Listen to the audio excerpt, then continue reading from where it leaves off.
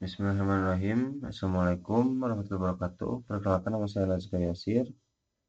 Di sini saya akan menjelaskan proyek konfigurasi DHCP server dan DHCP client. Mungkin langsung saja ya saya ke soalnya. Nah, untuk topologinya seperti ini. Jadi di sini tuh saya menggunakan VirtualBox yang dimana di dalam VirtualBox-nya itu menggunakan dua OS. Yang pertama itu OS Mikrotik yang berperan sebagai si servernya, dan yang kedua adalah OS Linux yang berperan sebagai si kliennya. Eh, nah ini untuk aturan pengerjaannya, yang pertama itu ether pertama untuk pusat internet. Jadi untuk si servernya lah. Jadi boleh diatur IP-nya itu secara statik ataupun DHCP client. Nah, di sini saya mengaturnya si server saya itu di DHCP client. Karena apa? Karena supaya gak ribet aja gitu dan cepat. Terus yang kedua, untuk LAN-nya itu harus terhubung jadi si OS-nya itu harus saling terhubung, dan IP address-nya harus menggunakan 2 digit terakhir dari NIM saya, yaitu 87 mungkin ya kalau NIM saya, dan saya juga sudah mengkonfigurasinya. Nah, yang harus saya jelaskan adalah yang pertama itu bagaimana proses DHCP discover, over, request, dan act. Mungkin yang DHCP discover itu, bentar. Mungkin yang DHCP discover itu ketika si klien menanyakan ke si server gitu, bisa gabung gak nih, misalnya bang bisa gabung gak nih, saya mau gabung ke lokal area networknya bang, misalnya seperti itu. Terus jawaban itu adalah balasan dari servernya, oh boleh tuh, tapi mungkin lu kebagiannya di yang ini, IP address yang ini, subnet yang ini misalnya. Nah terus si request itu ketika si klien setuju gitu, untuk memenuhi untuk menyanggupi dari si server tersebut. Oh boleh tuh, gak apa-apa ID-nya saya itu, misalnya IP address-nya begitu gak apa-apa. Yang penting gabung. Nah terus si ACK itu adalah proses dimana ketika si server itu mengirimkan paket-paket yang diperlukan oleh si klien, semisal IP address, terus subnet atau mungkin ID dan lain-lain lah. Terus yang kedua apa itu fungsi IP pool. Jadi menurut pemahaman saya sendiri, IP pool itu adalah ketika eh, apa stok dari si IP address yang tersedia di server untuk dibagikan ke si klien-kliennya. Mungkin seperti itulah proses pembagian IP address lah IP pool teh. Terus yang ketiga itu apa fungsi firewall NAT. Jadi firewall NAT itu kalau misalnya dianalogikan itu bisa jadi kayak translator atau mungkin converter. Jadi ketika si eh, IP private kita itu kan tidak bisa terhubung ke internet, karena yang bisa terhubung ke internet itulah IP public. Nah, jadi untuk kita bisa terhubung ke internet harus mengubah IP private kita menjadi IP public. Nah, cara mengubahnya itu atau yang mengubahnya itu adalah salah satunya adalah si firewall NAT ini. Mungkin seperti itu. Mungkin kita langsung saja ke VirtualBox-nya ya. Ya, untuk konfigurasi yang pertama di sini saya itu menggunakan Mikrotik server untuk servernya, dan yang kedua menggunakan Linux untuk si kliennya. Nah, kita lihat dulu ya si settingan networknya, adapternya. Nah, untuk adapter yang utama pada server saya ini adalah menggunakan bridge adapter supaya si internet itu sama, internetnya itu ke WiFi yang saya gunakan gitu.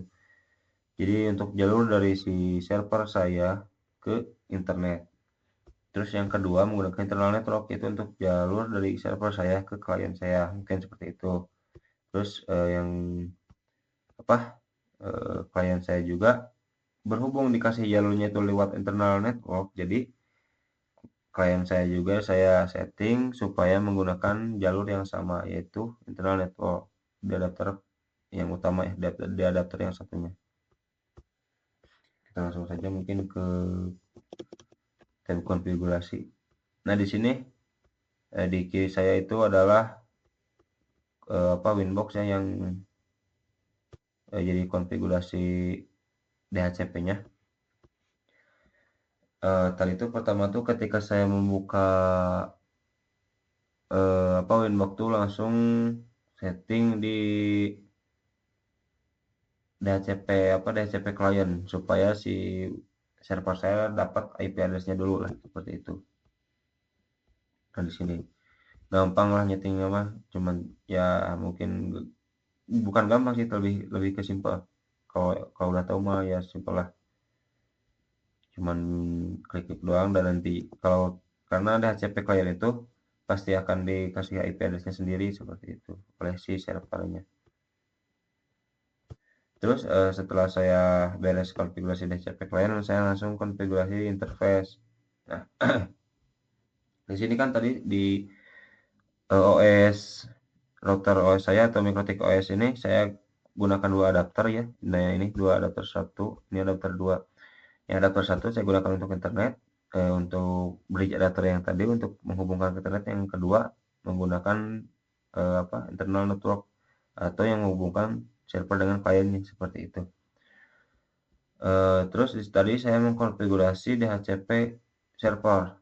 Nah, supaya saya bisa ya terhubung dengan klien gitu, bisa menjadi server DHCP-nya.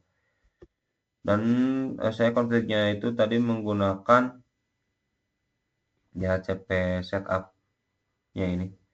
Jadi yang pertama itu kita tinggal pilih si jalurnya doang gitu kan, misalnya adapternya, terus kita next.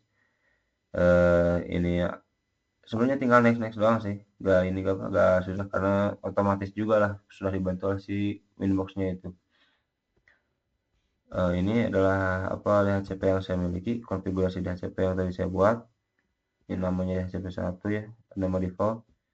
Terus waktu yang saya berikan itu 30 menit kepada klien saya seperti itu.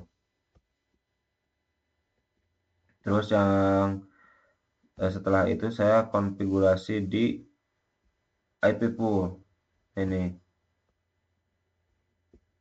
klik tambah tadi saya, terus setting si alamat IP-nya, dan nanti juga akan terkoneksi langsung ya, akan sinkron langsung gitu. Jadi nah ini adalah stok IP yang tersedia tuh.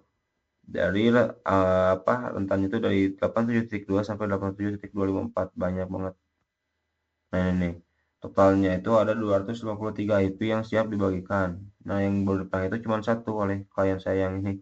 Terus yang tersedia itu 252, masih banyak lah seperti itu. Nah ini IP yang terpakainya. Nah terus yang terakhir tuh saya tadi config di firewall NAT yang ini. Jadi untuk config firewall juga gak susah ya, cuman simpel lah, bukan gak susah tapi simpel. Jadi di general tuh kita cuman pilih si output interface-nya itu output yang mana gitu, yang buat ke internetnya. Tadi kan output saya tuh yang bridge adapter ya, yang output pertama. Nah ini yang ether 1, jadi saya pilih yang ini. Terus kita setting juga si actionnya mau apa gitu, mau digimanain, mau disetujuin doang atau gimana. Nah saya pilih yang masuk ke rada ini. Mungkin seperti itu. Oh iya tadi DNS juga ya, DNS, tapi saya tidak terlalu banyak konfigurasi DNS, cuma ngecek doang sih tadi teh. Karena emang sudah otomatis juga ya dikasih dari si DHCP server yang sana, yang WiFi saya gitu. Jadi udah otomatis lah. Mungkin yang sekarang tuh saya akan menyamakan gitu, apakah emang sama ataukah beda gitu, apakah ini emang apakah ini emang saya yang buat atau memang saya yang menjelaskan doang gitu. Jadi yang pertama di sini saya akan menyamakan IP address dari si klien saya ini dengan si server saya ini. Tadi itu di IP IP pool. Nah, alamat yang terpakainya itu yaitu yang 172.10.87.254. Maaf. Jadi di sini saya akan cek IP-nya. Nah, jadi sama ya tuh 172.10.87.254. Jadi sama banget lah. Yang 87 itu kan 2 digit terakhir NIM saya. Terus yang kedua itu saya akan tes sinyal dari sini ke Google misalnya.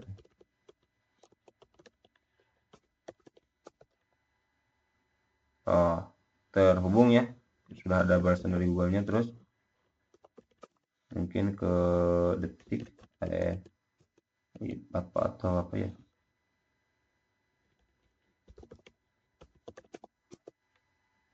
Nah, udah aman lah koneksi internetnya, sudah bisa terhubung ke internet secara global.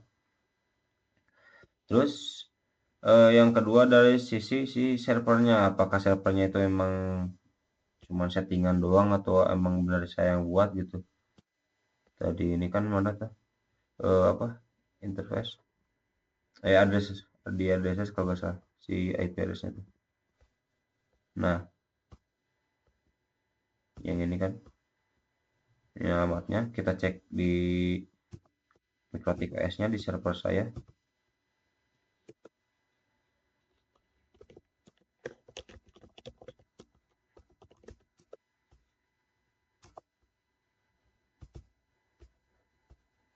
Nah, jadi yang di sini tuh di Winbox itu si alamatnya itu 192.168.1 dan 12. Dan ini adalah alamat dari si server saya itu 192.168.1 dan 12. Jadi sama banget itu. Kita coba ping mungkin ya untuk membuktikan. Nah, udah ada reply ya, udah ada balasan dari Ciwolnya, berarti sudah terhubung ke internet. Nah, mungkin seperti itu yang bisa saya sampaikan dan yang bisa saya lakukan. Mohon maaf bila ada kesalahan. Eh, Akhir kata, wassalamualaikum warahmatullahi wabarakatuh.